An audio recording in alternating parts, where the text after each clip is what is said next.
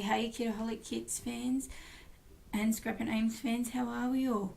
I'm back with my second project for January using our lovely January kits, and this one I'm going to use one of our exclusive cut files. Now, this one was a little bit fiddly for me, but I really love this sort of layered heart, the cut file this month. I wanted to give it a bit of a go just to try something a bit different, and I was going to use a couple of different pattern papers with this one and try a couple of different layers, and then I sort of changed my mind, and as you could see I wasn't really sure which pattern paper I was going to try here. I was a bit challenged, but I went with this one because I liked all the different multiple colours that suited really well with the different sort of layers of the hearts here.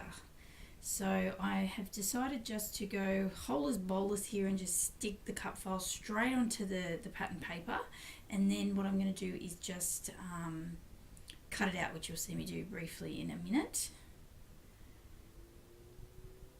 I had to make sure I had it all up the right way too, which was a bit, you know, had to make sure I concentrated properly because otherwise it would have looked a bit wonky.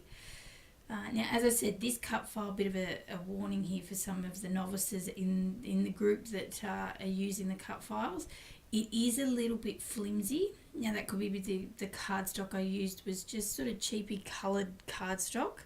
Wasn't your usual really thick sort of cardstock. It did break a little bit when I took it off my cutting mat because my cutting mat is really sticky. So one part of the heart sort of did tear a little bit, but that was easy to fix. So just sort of glued it back on. It was easy fixed. But yeah, it was really flimsy to use. Nothing major with it. It was fine, but just be really delicate with it. So as you can see here, I've cut around, and it almost looks like I've added different layers of paper, different pattern paper layers to my cut file just by using that one pattern paper because it had all the different colours on it. Then I've stuck it to, I went with this bright orange paper. Now, a couple of reasons. One, I challenged myself to use it because I didn't think I would use it again this month or potentially ever. I'm not sure I like it. It's not necessarily a colour I would personally like. So I was a bit like, oh, I'm going to give this a go. The two photos I have, this is the second reason, are not of the best quality printed. I don't know if I've edited them wrong or whatever. When I've printed them, back when I've printed them obviously ages ago here at home, and I'm sort of out of ink on my printer now, and I'm not going back and reprinting, so I just went, you know what, who cares, I'm just going to print them. I'm just going to leave them. And I'm trying to, as I've said before, get through my photo box before I start using new photos. So these two photos have been sitting in the family pile. I think they're from last year potentially, or even the year before. Oh, excuse me, sorry. I'm trying to get this voiceover done. It's late, and I'm trying to get this done. So excuse my yawning. So yes, so the colour matches a little bit to the photo because of the off colour to the photos. So it kind of matches in a little bit well. I also thought it obviously matches with the pattern paper that is backing my cut file. So altogether, I guess in one whole reason, I think it will all work. It all works in well. It also will make my photos, I think, balance out and pop a little bit more. You won't notice, I hope, the off colouring of the photos. You probably will now because I've just told you. But that's okay. There you go. That's my reason. So I'm sort of trying to make the off colour of the photos work with me a little bit here. And you know what? I don't know if that's a tip, but give it a go next time. You might have some photos that are a little bit off. See if you could find a pattern paper that, you know, that might make it, might balance out a little bit, and see if you can sort of offset it a little bit. Maybe I don't know. It may. You be the judge. Have a look and see what you think of mine here. So I had some scraps of pattern paper left from my first project.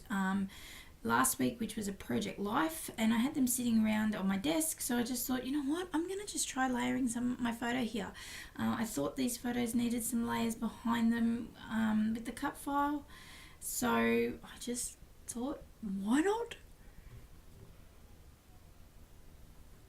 Now I played around adding some different layer techniques to both photos, just because both of them are a different size, they're in a different position on the cut file, on the paper, and I wanted them to sort of stand out a little bit differently. I'm trying to use up these Heidi Swap paper clips. As I've said in my last video, paper clips are not something I normally would reach for in my scrapping, so getting them in the kit, I kind of have a mini challenge to try and make sure I use them, so I am.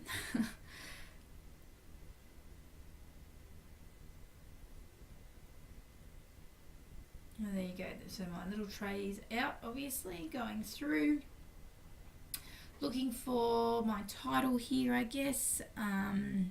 What am I going to put? And as you can see there, also I forgot to add, I've added those two doilies in the corner just to balance out the two corners with the photos. I knew I was going to put my photos there, and I just wanted to add a little bit of texture and a little bit of softening to the page as well, with all that colour and pattern. I thought the doilies would add like just a bit of softening to the page, a little bit to the eye when you're looking at it. So I've added this, my title,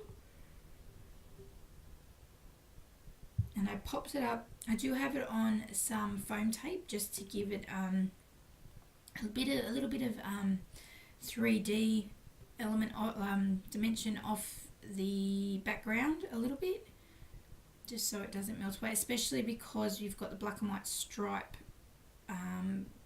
underneath. I don't want it to disappear into that either. So now I decide to start playing around with some embellishing as well. Now, when I stuck the cut file down, I ended up leaving the ends of the hearts with no glue on them, as you can see there while I'm playing with this flower, because I wasn't sure how I was going to embellish. I wasn't even sure if I play around, even contemplating doing some kind of shaker pocket or anything like that, so I wanted to give myself that flexibility, so I just didn't glue that bit down. And as I said, my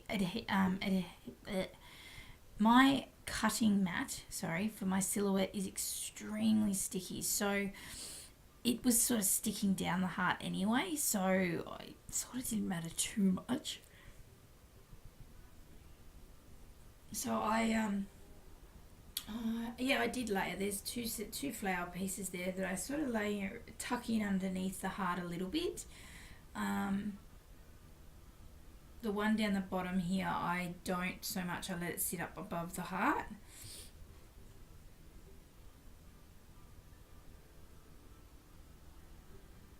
And I've added some chipboard from the Turn the Page chipboard stickers that are in the main kit as well. I think it's the main kit. And I've added some printables from the Kitaholic die cuts. What else have I added? Oh, that's right, I went around and added some of the resin hearts and flowers that were in the kit as well. Again, to add some soft little pretties to the page. And I added some little clusters there using those chipboard stickers you can see there on top of the bottom photo with the butterfly clip and the sticker.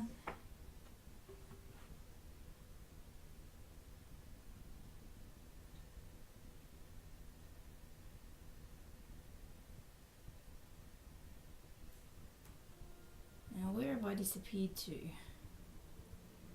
What am I looking for? Oh, I might be looking in the sticker book that we got. I thought, where have I gone? So adding some little word stickers that were in the sticker book as well. So the two photos just quickly are of the long weekend that we have in March here in Canberra. So it is from last year, and we had My other half went away, so it was just me and the two girls, and we had a girl weekend. We had Friday was pyjama day. We spent the day in our pyjamas, and then we had lunch with my mum, and my sister-in-law brought her two girls over, my nieces, and we watched a movie, had hot chips, all in our pyjamas, and just chilled out basically. We did some crafting, which is the photo down the corner, and the top one is of us watching Beauty and the Beast and having lunch. So it was really nice. But that's the two photos. So that to put some context to what I'm scrapping here, by the way. So I've just journaled them on one of the larger label stickers, printable die cuts, sorry. And I think, this doodly border absolutely buggered up on me. You'll see here I have so much trouble with it. So cranky. I can never get them to work the way that I want them to. Very rarely can I ever get a perfect border. Oh, that's right, I add the little sequin strip down the bottom as well, which I stick down with glossy accents, just so you know, because to hold that bugger in place, because I can never get them to stick properly. And then I think I'm just about done. So I hope you've enjoyed this project for this week. We'll see you again next Monday. Yep. Which is the long weekend, I think, with my next project for the month. So I hope you are all enjoying your January kits. As always, share away in the subscriber group and the community group with what you're creating away with. We love seeing your creations, and hopefully I'll be up doing